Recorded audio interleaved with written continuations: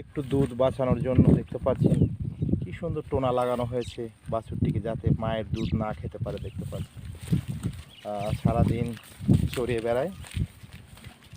সাশ্রয়ের জন্য কৃষকরা কিন্তু এই অবলম্বন। মাথায় কিন্তু বাঁশের দুটি চোক্কা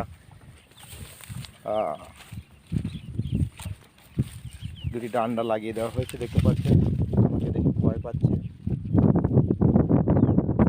এখন ধান কাটা শেষ, গবাদি পশুর বিচরণ চলছে। দেখতে পাচ্ছেন।